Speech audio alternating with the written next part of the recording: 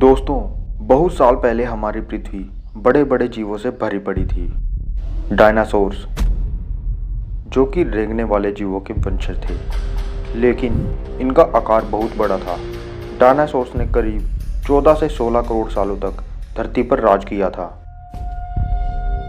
मित्रों, आखिर उनके साथ ऐसा क्या हुआ कि उनका धरती से नामो निशान ही मिट गया।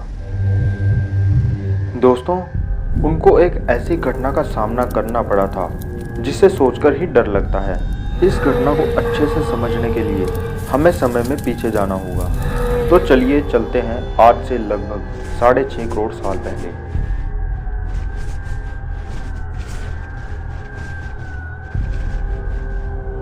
मित्रों, उस समय धरती का मौसम थोड़ा गर्म होता था और उस समय धरती पर डायनासोर्स की कई प्रजातियां निवास करती थी, जैसे आलोसोरस, जो कि बहुत विशालकाय हुआ करते थे।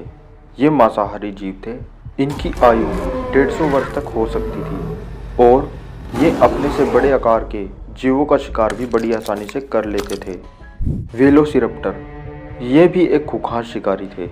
वैज्ञानिकों का मानना है कि इनके छोटे छोटे पंख हुआ करते थे और ये आधे से मीटर तक ऊंचे उड़ सकते थे।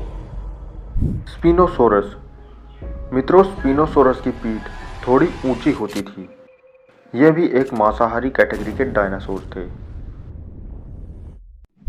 एप्टोसोरस, एप्टोसोरस डायनासोर्स की प्रजातियों में सबसे बड़े होते थे और ये पूरी तरह से शाकाहारी डायनासोर्स थे। ट्रेनोसोरस, दोस्तों, इन्हें टीरेक्स के नाम से भी जाना जाता है। इस डायनासोर्स को आपने बहुत सी फिल्मों में भी देखा होगा। यह डायनासोर्स की प्रजाति में सबसे खतरनाक होते थे। मित्रों, ये डायनासोर्स की सिर्फ 5 प्रजातियां हैं। वैसे तो डायनासोर्स की 2000 से ज़्यादा प्रजातियां पाई जाती थी। मित्रों, अब बात करते हैं उस घटना के बारे में जिसने डायनासोर्स का अंत कर दिया था। दोस्तों, उस समय एक बहुत बड़ा एस्टेरॉयड पृथ्वी की तरफ बढ़ने लगा। वैसे तो बहुत से उल्कापिंड पृथ्वी की तरफ आने से पहले ही घर्षण के कारण आग में जलकर स्पेस में ही नष्ट हो जाते हैं, परंतु यह उल्कापिंड बहुत बड़े आकार का था।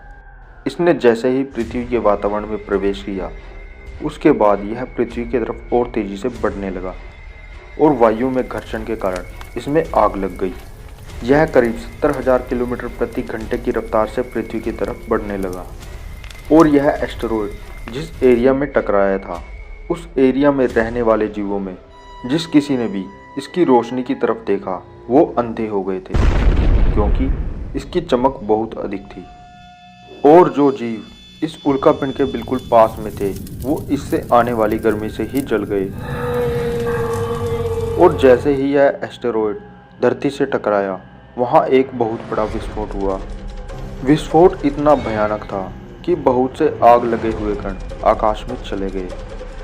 जहाँ पर विस्फोट हुआ था, वहाँ पर 150 किलोमीटर चौड़ा और 20 किलोमीटर गहरा गड्ढा बन चुका था। इस विस्फोट ने एक बहुत बड़े एरिया में अंधेरा कर दिया था और धरती के अंदर की प्लेट्स को भी हिला दिया, जिसकी वजह से एक बहुत बड़ा भूकंप पैदा हुआ और इस भूकंप की वजह से ही बहुत बड़े एरिया में सुनामी भी आ गई।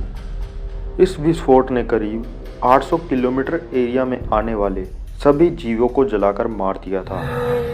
और तो और इस विस्फोट ने यहाँ के आसपास के पानी तक को भी सुखा दिया था और इसके बाद थोड़ा माहौल शांत होने लगा।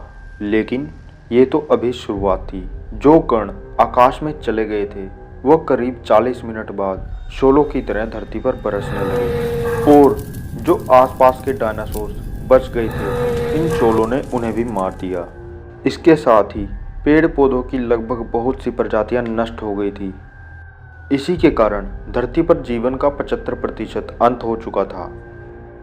मित्रों, इस विस्फोट में जो गड्ढा बना था, वो आज मैक्सिको में है, जिसे आज चिक्सुलब कहा जाता है और यह दुनिया का दूसरा सबसे बड़ा गड्ढा है। मित्रों, यही वो सारी घटना थी जिसने डायनासोर्स का अंत कर दिया था। आज की वीडियो में बस इतना ही। मिलेंगे अगली ऐसी ही दिलचस्प वीडियो में। अगर आपको वीडियो पसंद आई हो तो इसे लाइक और अपने दोस्तों के साथ शेयर जरूर करें। और ऐसी ही वीडियोस देखने के लिए हमारे चैनल को ज़रूर सब्सक्राइब करिए। तो मिलेंगे अगली ऐसी ही दिलचस्प वीडियो में। वीडियो देखने के लिए आपका धन्यवाद। जय हिंद, वंदे मातरम, हर हर महादेव।